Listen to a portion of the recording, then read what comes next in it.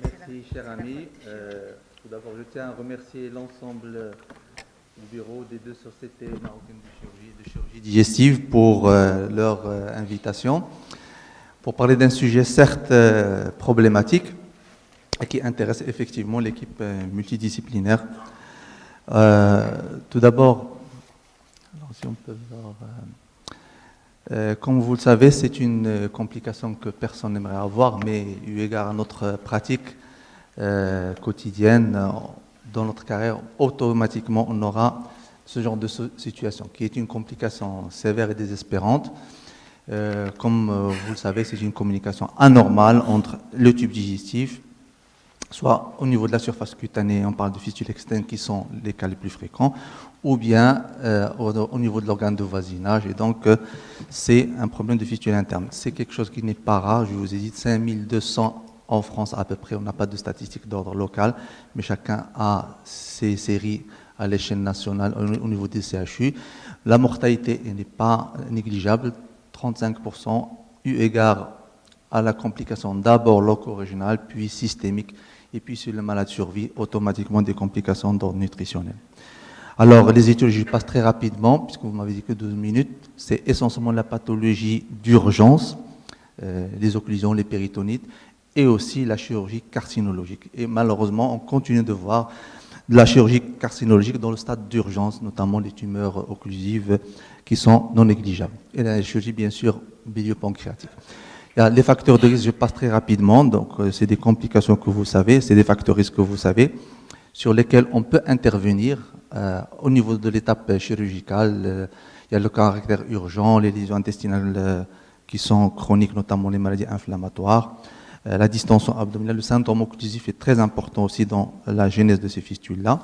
Et bien sûr, nous, en tant que réanimateurs, on peut agir sur un certain nombre de pathologies, à savoir le patient qui est dénutri, notamment l'hypoprotidémie, les désordres nutritionnels et carentiels, notamment en cas de pathologie cancéreuse, les patients anémiques qui favorisent rapidement l'ischémie des muqueuses intestinales, la pathologie chronique, toutes les pathologies, l'obèse, les diabétiques, les insuffisants rénaux, respiratoires, etc. Et bien entendu, les patients qui sont sous corticoïdes au long cours et le traitement anticoagulant. Donc, chaque fois qu'on peut agir sur une de ces étapes-là, il faudrait la corriger autant que possible. Classiquement, dans plus de 70% des cas, ces fistules anastomotiques se déclarent au-delà du 5e jour. C'est des statistiques réelles. Et puis, en pratique, on se demande toujours d'abord la localisation, qui n'est pas toujours évident. Est-ce que c'est jejunal, est-ce que c'est biliaire, est-ce que c'est ilial, c'est plutôt jejunal. Donc, le nombre d'orifices, dans un souci d'appareillage, le trajet de la fistule, est-ce qu'il est direct ou indirect, le débit, c'est quelque chose de très important pour la gestion au quotidien, ainsi que est-ce qu'il est appareillable. Alors, sur le plan local, il y a tout un examen clinique qu'il faudrait rechercher. Est-ce qu'il n'y a pas de fistule à ce niveau-là? Je passe très rapidement. Donc, les phases évolutives, d'abord exsudatives, puis prolifératives, en général, ça prend 3 semaines si le patient survit encore une fois. Les facteurs biochimiques, j'insiste beaucoup sur l'ischémie locale. Le patient, dès le péropératoire, si on n'arrive pas à assurer une pression artérielle moyenne suffisante qui assurera une perfusion muqueuse intestinale, c'est un facteur de fragilisation de l'anastomose quand elle est faite. Et bien entendu, elle peut siéger cette fistule à n'importe quel étage du tube digestif. On en parlera. Rien que sur le plan physiologique, je vous rappelle que la teneur du liquide digestif varie selon les étages. Très riche en HCl au niveau sus-mésocolique, très riche en bicarbonate au niveau sous-mésocolique. Donc, les fistules vont aboutir rapidement à des perturbations de l'équilibre acido-basique, puis secondairement des troubles hydroélectrolytiques. À titre d'exemple, une fistule jejunale haute, on arrive jusqu'à 6 litres de perte par jour, avec un syndrome de malabsorption. Des fistules encore basses, vous avez une perturbation des cycles entéro-hépatiques, des perturbations de l'absorption des sels biliaires et donc retentissement sur l'hémostase et on aura des TP assez bas. Et puis, c'est des genres de choses qu'on doit intégrer, le réanimateur doit intégrer dans la préparation et le traitement de ces malades-là. Le tableau clinique, il est très bâtard au début. D'accord ? Les 5 premiers jours, on peut avoir aucun signe clinique, sinon des signes disons, généraux. Parfois, c'est une simple fièvre, parfois des occlusions fébriles, diarrhée, ectorragie. Donc, ça ne nous oriente pas au début vers l'anastomose, vers la fistule anastomotique. Surtout, ce n'est pas extériorisé. Alors, c'est à partir du 5e jour que vous aurez un tableau évident, soit d'emblée, soit un abcès, soit carrément la fistule qui s'extériorise. Parfois, les signes généraux qui sont au premier plan, septique essentiellement, parfois c'est occlusif lié soit à l'occlusion mécanique ou carrément uniquement réflexe. Et ce qu'on voit nous en pratique, c'est surtout les fistules avec retentissement viscéral. Et ça, dès qu'il y a une défaillance d'un de ces appareils-là, c'est une urgence pour nous. Donc on est obligé d'appeler le chirurgien et de discuter de la conduite à tenir dans ces situations-là. Alors, une étude, certes rétrospective, mais elle a le mérite d'avoir une série assez importante sur plus de 100 cas de fistule anastomotique pour une chirurgie gastrique ou colorectale. Et ils ont essayé de déterminer quels sont les facteurs prédictifs du choc septique chez ce genre de patients-là. Après une analyse multivariée, vous voyez que la pathologie maligne qui a causé l'indication de la chirurgie, le patient ayant des BPCO, une pathologie hépatique ou insuffisance cardiaque, le recours à la transfusion et surtout les fistules jejunales hautes ou colorectales basses. Ce sont des facteurs de survenue du choc septique assez rapidement. Et quand on voit leur corrélation à la mortalité, il y a 4 ou 5 facteurs. Bien sûr, les scores Apache, ce sont des scores utilisés en réanimation classiquement. Et puis, la bactériémie, le caractère malin de la pathologie initiale, la fistule jejunale haute et le recours à la transfusion. Ce sont des facteurs corrélés étroitement à la mortalité. Donc, on pratique, nous, soit vous avez un syndrome septique ou parfois hémorragique quand l'anastomose érode à côté d'un vaisseau, alors à ce moment-là, c'est une entérostomie de sauvetage. Quand il y a un retentissement viscéral, uni ou multiviscéral, c'est la stomie quand c'est possible. Quand ce n'est pas ces situations d'urgence, on a le temps de faire notre diagnostic topographique on peut faire par les épreuves d'opacification au bleu, la fistulographie par nos amis radiologues et les explorations plus poussées telles que la TDM avec opacification. Bien entendu, la biologie des liquides bilieux est très importante dans certaines situations, notamment distinguer entre fistule pancréatique ou biliaire ou jejunale haute en dosant la bilirubine, l'amylase, ça peut nous orienter. La même chose si on fait un ionogramme du liquide, ça nous oriente sur la qualité de la réanimation à prendre. Donc, on peut s'aider par des mesures symptomatiques, ce qu'on utilise quand il s'agit d'une fistule haute ou gastrique. Alors à ce moment-là, on utilise des anti-H de l'ISIPP pour diminuer un petit peu les sécrétions, la somatostatine pour le reste du tube digestif. Et puis la réanimation hydroélectrolytique, je ne rentre pas dans les détails, l'essentiel c'est une compensation assez large.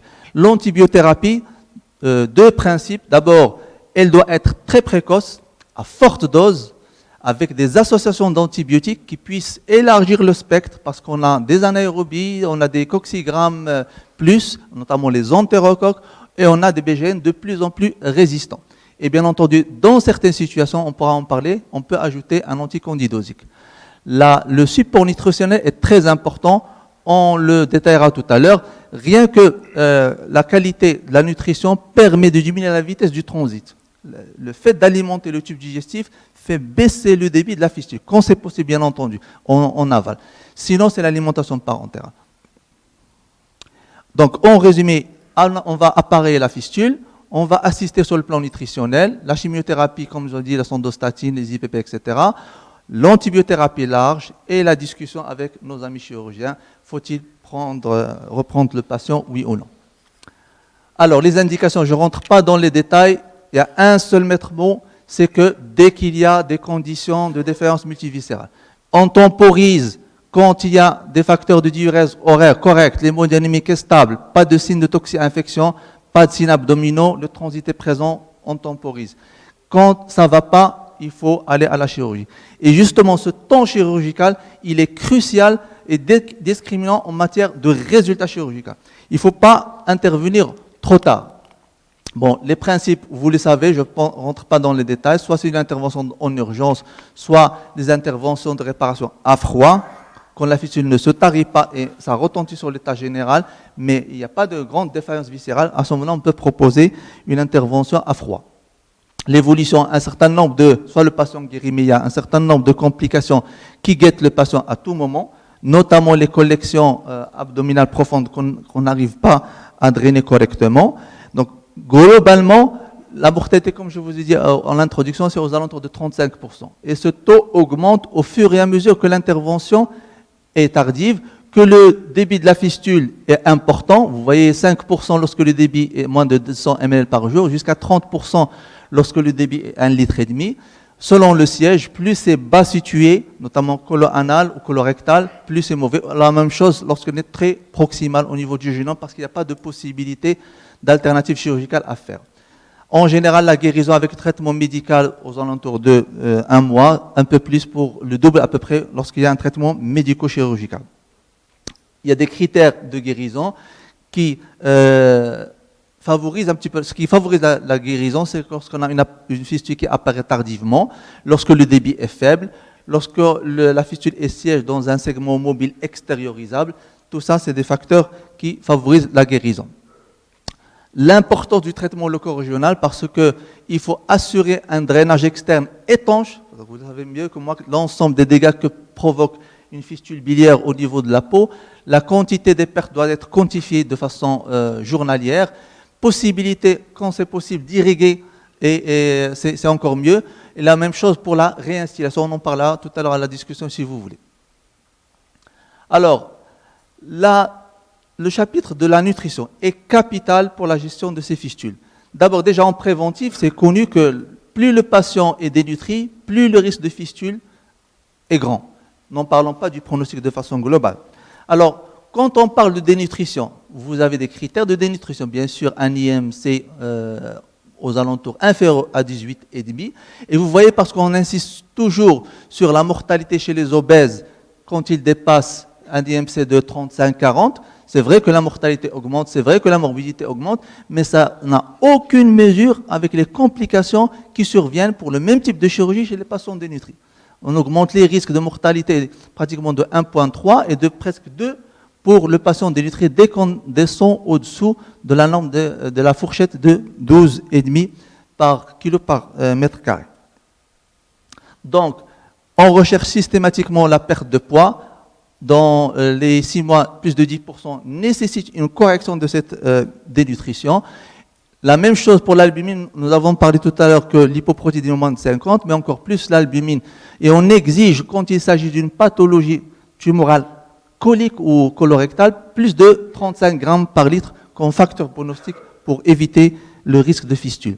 Bon, éviter, mais au moins diminuer le risque de fistule. Donc, quand le patient est dénutri, il est nécessaire. Autrefois, on disait que ça ne sert pas à grand-chose de faire une nutrition entérale ou parentérale chez les patients carcinologiques. Maintenant, c'est faux.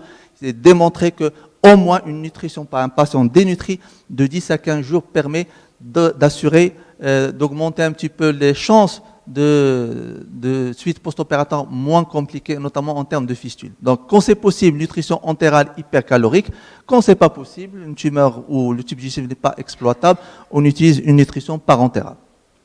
Alors, en pratique, quand il y a une dénutrition post-opératoire, c'est un apport calorique, aux alentours de 35 calories par kilo et par jour, riche en glucides, en lipides et en azote, plus les oligo-éléments, c'est très important, ainsi que la vitaminothérapie, en particulier parce qu'il y a, comme je vous ai dit, dans les fistules hautes, il y a une perturbation de l'absorption des sels biliaires. L'immunonutrition est quelque chose de très important. Actuellement, il existe dans le commerce, dans les procédés d'alimentation parentérale, beaucoup d'arginine, de glutamine qui favorisent la trophicité des muscles, la trophicité de la muqueuse intestinale et une meilleure défense sur le plan immunité locale contre les infections. Alors, le pronostic, bien sûr, il dépend du débit de la fistule, on vous a dit tout ça. En général, près de 45 jours, quand il n'y a pas de possibilité de tarissement, il faut proposer la chirurgie. D'autant plus que les difficultés sont encore plus fréquentes pour les fistules œsophagiennes, pancréatiques ou colorectales. Le traitement prophylactique, je passe, pour raison de temps. Je vais parler de 3 types de fistules qui posent énormément de problèmes. La fistule œsophagienne, de l'ordre de 4 à 6%, avec une mortalité de 20%. En post-opératoire, c'est surtout l'épanchement pleural qui pose problème, le drain qui ramène des sécrétions digestives, et le patient est rapidement en détresse respiratoire. Ici, Il ne faut pas perdre de temps. On opacifie au bleu la fibroscopie ou bien le TOGD aux hydrosolubles. Rapidement, on a le diagnostic. Ici, un exemple de bypass, c'est les fistules hautes et les anastomoses gastriques hautes. Un cas pratique, en post-opératoire, perforation de l'œsophage avec hydropneumothorax essentiellement du côté droit. En péropératoire, la fistule qui a été, on a tenté de l'aveugler avec un patch. Malgré tout, en post-opératoire, la fistule persiste. Maintenant, reste la gestion. C'est un patient qui est resté stable, mais le débit de la fistule était relativement important. Bien entendu, au cours d'intervention, une jéjunostomie a été faite. On a assuré toujours le drainage et l'irrigation lavage. Et après 45 jours, les choses commencent à se tarir, puisque la radio, au bout de 2 mois, le drain toujours autant en place, il y a une réperméabilisation du tube digestif avec absence de fistule. Mais ce n'est pas toujours le cas. Hein. Il y a des cas où il y a des nécroses étendues de l'anastomose, il faut faire un démontage de l'anastomose, des résections des berges, des sutures, des débridements, un drainage large et surtout la possibilité d'alimenter en aval, de façon entérale. Quand la fistule n'est pas précoce, elle est tardive, donc c'est beaucoup plus l'ischémie de la plastie. Là aussi, c'est le même principe, drainage, antibiothérapie, nutrition. Quand il y a un échec, c'est la chirurgie.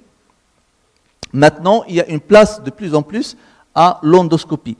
C'est une alternative qui a des indications propres, c'est des stents qui permettent de résoudre le problème de façon même momentanée, si on arrive à juguler le sepsis et assurer en parallèle un drainage péri-anastomotique et pleural efficace. Je passe sur cela. Donc, un exemple, on a dans notre un cas qui a été traité par un stent, une prothèse œsophagienne, et qui a pu marcher avec un contrôle au bout de 2 semaines. Donc, dans la littérature, c'est relativement, ça donne quand c'est possible, des résultats plus probants que le traitement conventionnel, en termes de reprise plus précoce de l'alimentation, une durée de ventilation, un séjour en unité de soins intensifs et un séjour en hospitalisation plus court que le traitement conventionnel, avec moindre morbidité, pas de sténose et une mortalité réduite. Ici, c'est 0 dans la série, mais mortalité nettement réduite par rapport au traitement conventionnel. Pour les fistules pancréatiques, c'est surtout après DPC, aux alentours de 25%. Ici, les propositions thérapeutiques sont moindres. Effectivement, il y a le drainage percutané quand c'est possible. L'alimentation, là aussi, entérale. C'est pour cela qu'on insiste beaucoup sur la possibilité de mettre une jéjunostomie, ou mieux, dans notre pratique, on utilise surtout la sonde nasogéjunale. Quand il n'y a pas de possibilité de l'alimentation entérale, c'est la parentérale, l'antibiothérapie à large spectre. Et ici, la sonde de statine vraiment aide pour réduire le débit de la fistule. Alors, quand ça ne répond pas à ce traitement-là, il faut bien sûr associer non seulement le traitement médical, je passe rapidement, au traitement chirurgical. Un exemple de sonde nasogéjunale qui permet un petit peu d'alimenter en aval, même s'il y a des problèmes en amont. Donc la chirurgie, il y a très peu de propositions à faire. Hein. C'est une intervention difficile en général, hémorragique.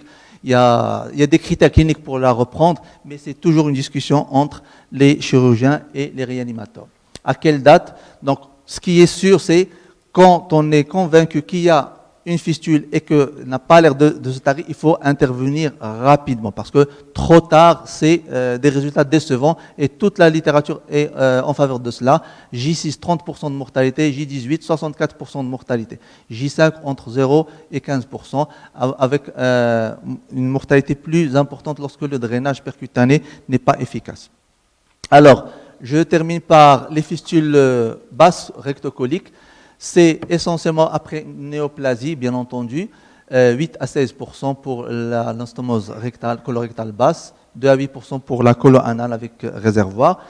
Ici, un exemple d'un cas qu'on a vécu il y a à peine 2 mois, une fistule qui survient pratiquement à J6 en post-opératoire, en pré-sacré, traitée de façon chirurgicale parce que l'état du patient ne permettait pas d'attendre. Donc, elle a été reprise. Et puis un autre avec la même situation, avec une fistule colorectale latérale, et qui son état clinique permettait et qui a été traité de façon médicale, moyennant la radiologie interventionnelle, avec mise en place d'un drain et des lavages et des irrigations. Un autre cas là aussi, parfois la radiologie interventionnelle peut aider dans ces situations-là. Pardon. Et puis, bien sûr, la préparation colique pour la prévention, beaucoup de points d'interrogation, on revient, on pourra en discuter sur cette préparation colique. L'immunonutrition préopératoire est très recommandée. En préopératoire, en chirurgie colique, lorsqu'il y a la dénutrition, on a l'obligation de faire une alimentation correcte en moins de 10 à 15 jours. Immunonutrition préopératoire, l'estomie de protection quand c'est possible, bien entendu, le drainage du pelvis quand ça arrive, et le traitement précoce et adapté du sepsis. Donc, pour conclure, c'est des complications sévères qu'on va continuer à avoir, qu'il va falloir gérer par une équipe multidisciplinaire, réanimateur, chirurgien, radiologue, et la discussion se fait toujours au cas par cas, moyennant des critères cliniques, biologiques, radiologiques et les constatations péropératoires. La chronologie du temps chirurgical est primordiale dans le résultat global. Donc il ne faut pas trop compter sur un traitement médical qui ne donne pas de résultat. Et la place du traitement antisécrétoire n'est pas encore clairement définie pour le tube digestif bas, en tout cas pour le tube digestif haut, jéjunal et pancréatique, oui. Et je vous remercie.